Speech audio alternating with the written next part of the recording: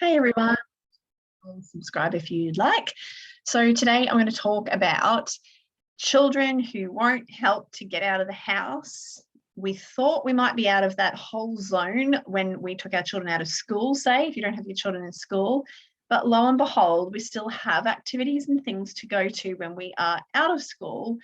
And how can we get free of this merry-go-round of waking up every morning, having to push and shove and nag and yell at our children to get them out of the house? So I'm going to talk about two things today. Number one, do our children actually want to go, and actually empowering them?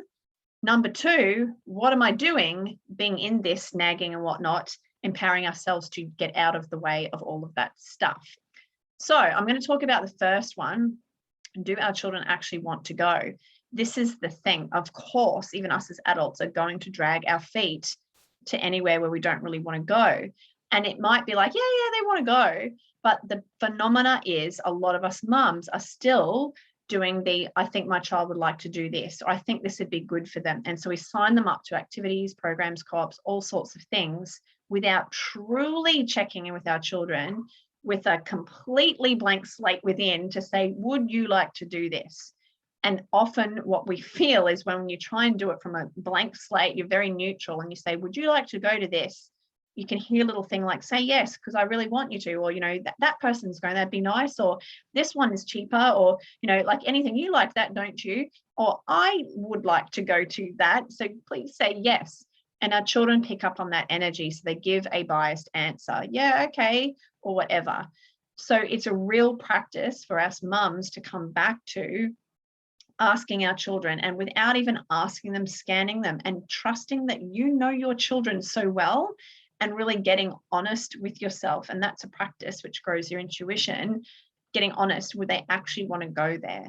And if they don't actually want to go there, then we can also start to go, oh, okay, is that why it's tricky for them to get up and get moving, right? Sometimes our children actually do want to go, but they're caught up in their starriness. I'm not actually here on earth doing earth life actually that happily, because I've had a lot of tricky times as I've been growing up, which a lot of the children, they've taken a lot of stuff, and so have we. And it's kind of come to this point where they're like, oh, life's hard here. I'd rather go sit in front of the screen, sit in front of a book, go waft off into an imaginary world playing, and really forget about the daily life. We are more earthed here, where we go, oh, time, we've got to do this, we've got to get to there. I know I can, estimate time and whatnot. Some of us less so, and that's us adults that are a bit more starry and still have a bit of organizational issues. But it's coming back to remembering then those children, it's so easy for them to waft away, because it's not easy being here and in their physical body. Because in your physical body, to be truly grounded in your physical body, you've got to feel the stresses within you. You've got to feel that swelling stomach. You've got to feel, the tightness in your jaw. You've got to feel the anger in your thighs, or just the swirling charge that's going on from all the stuff that the children have been choking down since they were in utero. And it's the same for us as adults. I'll always keep saying that. So respecting that, sometimes children do want to go to an activity, but actually they're just literally not within their body so much to actually come in and get organized. So when we see it from that angle, we can have compassion for them and to go, okay, I get it. You do want to go, and actually, checking every day, do you want to go today? But also, okay, I get it. It's not easy for you. What I think should happen is that by school age, you should be able to get up and brush your teeth and, get everything done. It's actually no. It's not that cut and dried. And so we have to then be willing to work with our children and what they bring up for us.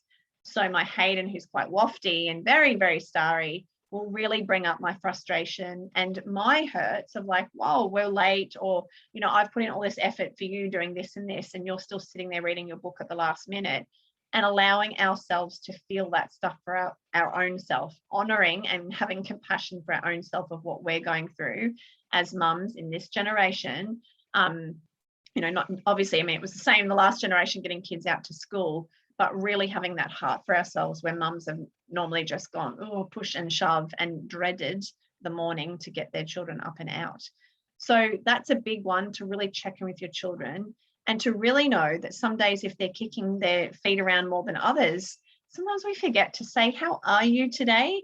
Like, are you having a tough day? Have you got some frustration rising? Are you feeling a bit down today?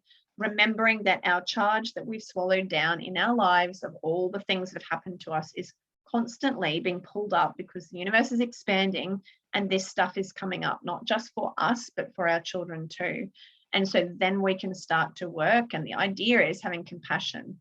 When you have compassion, then you're in your heart more and you know what to say and do to work through these scenarios in a lot better fashion than when you are having the stuff coming up and going, oh my gosh, and just, ready to lose it, which I know very well, is for us to own that as mums, to go, okay, I'm getting frustrated with you, but actually it's my frustration on the inside. You are just there reflecting that by being annoying to get out of the house. So that's the children's angle. I'm already talking about the mum's angle and all the parents, same for dads. Obviously, they're not in the picture as much, usually in the morning hustle. But the next thing is to realize, if I have a recurring issue, so I'm every morning come around having to yell, push, nag them to get them out the door each time, there I am. Not only is it my children's theme of what is it like to get pushed out the door and having to get into my earth life and get everything ready, but it's also then me as the mother going, my theme, right? So we're going round and round. Here it comes every day. At some point, we have to really feel our emotions about it. This life theme, what is it like that I'm exploring to be a mum of children who don't get up and gladly get themselves ready and in good timely fashion to get out the door to something they'd love to go to? That's your highest, obviously, point. But coming back to, well, what does it actually feel like? And doing it all. Like, I'm feeling so disappointed with this. I'm feeling so exhausted by that. I feel really upset by this. God, I'm so angry with this. And really allowing yourself to feel and experience this experience. It's literally just an experience. You've come down from Earth, said, yep, I'll be one of those mums, one of those millions of mums that are trying to get our children out the door. But the thing is, if you keep playing that actor, you're going to keep playing. If nothing changes, well, then nothing will change, right? There's a point, especially when you feel these big emotions. I'm so done with this. I don't want to do this and all of that. You've got to really feel it and really open diary to your children, just saying, it's not you, but gosh, this experience is really tricky being a mum. Like, look at me. I'm there. I don't want to be, and I'm having to do it. Coming back around. And once you feel it enough, you start to realize, hang on, I need to jump off this merry-go-round. I don't want to be caught in this daily trap of getting stressed over it. And the more stress you bring up and release, the more you are more neutral and calm to go, I'm just going to back out here. I don't care. And that's the point where you start to give 0 Fs about, we might be late. They might, miss the boat. It could be anything. You go, actually, I'm not going to stress myself. But that calmness comes from letting your charge up so that you're not the frantic and caring too much about everything. It's actually like, okay, wow, what is the point? What is the point? I'm losing heart connection with my children by doing this, which I always see as priority, is the nagging and all that. They're seeing me as this, scene, oh, my mum, when she used to do this and this. That is in my heart, not what I want their memories to be. Is this all worth it? Oh my gosh, no, I can actually get off the merry-go-round. And that's removing yourself from the scene. It sounds easier than it is, because there'll be all sorts of ifs and buts and different angles. And this is where I talk about the cone, right? So you're going around, and instead of going around the merry-go-round, just nagging and yelling every morning, you go up. Each time you feel something, each time you speak up to your children, each time you sort something out or you come to something new, it'll happen again. But each morning, it's like, okay, what's happened this time? Things have changed for the better, maybe. Maybe it's not perfect, but looking at what's worked and then looking at what else is not, how do I feel about that, and going up again. And usually at the top, it's like, rah, lots of stuff's coming, but you really feel like, oh my gosh, this is like this theme in my face. That's all I can think about for half the day. The important part is letting your charge come up so that you can collapse this theme. If you hold on to your charge and I'm only leaking it by yelling or just the whole huffing or any of that stuff at our children, it's not enough. We've got so much stuff within us. And usually it's just, I'm really tired, I'm exhausted, this is hard work. Coming into that sad place to just allow yourself to feel it, that's how the charge starts to come down a whole lot more until this whole thing is a non-existence. And that's what I'm saying to my boys. My aim is for me not to see myself as responsible for you to get out of the house. And for me to embody that is to actually not be part of the routine, is to keep taking steps back. We can take steps back and say, I'm not going to help you out. And then we run back in and go, okay, quick, we've got to get going. Here, let me do this all for you. It's actually letting the shit hit the fan and going, okay, right, we didn't make it today. We didn't get out of here. And then feeling the feelings that I'm so mad, like I paid for this, or we said we were going to do it, or I actually wanted to go. And you go, oh, that's all my stuff on the inside that needed to come up.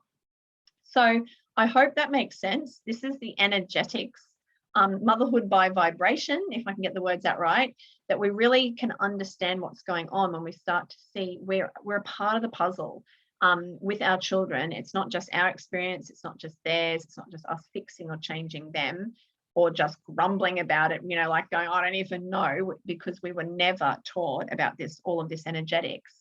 It's really important for us to understand that actually me going out into my reality, it all counts from what's going on inside me.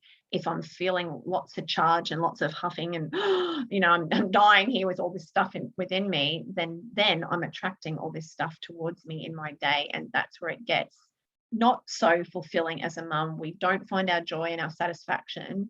And that's the inner work, that's our role right now that I see, is for us to do the inner work so that we can literally shift our external reality by changing our inner universe. And this is what I've been doing for years, embodying all of these life themes and putting them to bed by really going through it and really writing home. This is what it feels like when I'm, a mum doing this, a mum being a mum of a child doing this, and really putting it all to bed so that you call in the next theme, but that's how I'm moving forward all the time, as opposed to playing out the same merry-go-round all the time.